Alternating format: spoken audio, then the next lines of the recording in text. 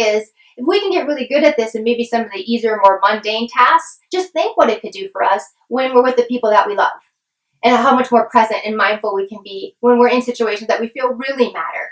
So it was a really simple example and kind of analogy in the book, but I wanted to get on here really quick and share it with you because, again, I challenge you that maybe if you have a goal as well, like I do, just be more mindful, be more present. Here's an easy way to practice that every single day. Hi guys, welcome back to another video. If you're new to me, my name is Berta Lippert, and I am a Mayo Clinic trained and board certified health and wellness specialist, and where I specialize is helping people institute change in their lives. So I use the science of happiness and behavior change to do that. But today's video is personal. So it's something that I personally experienced last week that I wanted to capture and create a video for you today, because my goal in these videos is always to share something with you that would be helpful. But it actually started back this past summer. So this summer I turned 49 years old, which is crazy, right? Anybody that's about to embark on their 50th year on this planet probably knows what it is that it feels like to be in your last year in your 40s. So I'm actually excited about it though. I don't fear aging. If you know my story, you know that I lost my mom and my brother and my sister all to cancer and critical illness. So I know what it's like to have someone you love in their life cut short. And so I don't fear aging. I recognize that it's a privilege. I'm excited about it. But I wanted to do something kind of special for my 49th year. And so I remembered a video that I had watched on YouTube. And it was about a gentleman who shared his experience of reading 52 books in a year. So he basically just shared what it meant and what he learned by reading one book a week, every week for a year. So I thought, I want to do that. So I pulled up my Google Docs and I created a spreadsheet, and I started with my birthday, and I went and marked off all 52 weeks. And then I made a space on the right-hand side that I could capture the books that I wanted to read. So I have a goal this year. If you follow me, you know I had a big meditation challenge I've been following. I've been trying to kind of just dial it down a little. I'm just wired in such a way that I'm kind of constantly on the go.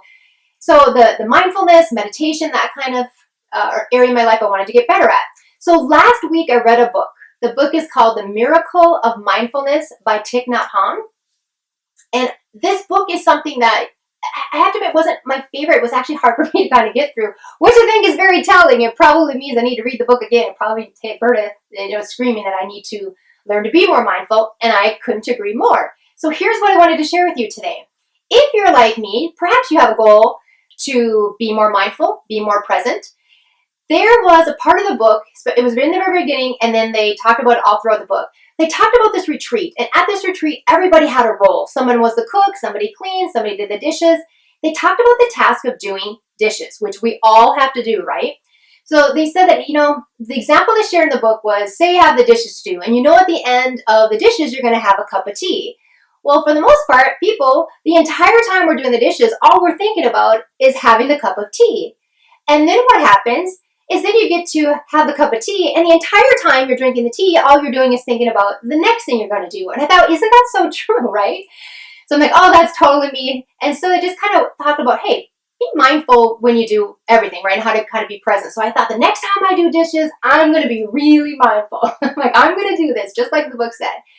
And I'll be dang, like, it was really a different experience for me. And I wanted to share this with you because I think you could do this as well. If you have a goal to be more mindful, this could be dishes like I did. It could be eating. It could be brushing your hair. It could be something, anything that you do every day. But I can tell you that when I was really mindful, and normally when I'm doing the dishes, I'm watching a YouTube video, I'm listening to a podcast, I'm talking to somebody on the phone. I hate doing the dishes. All it's doing is preventing me from doing whatever it is I want to do, right? But this time I was really mindful.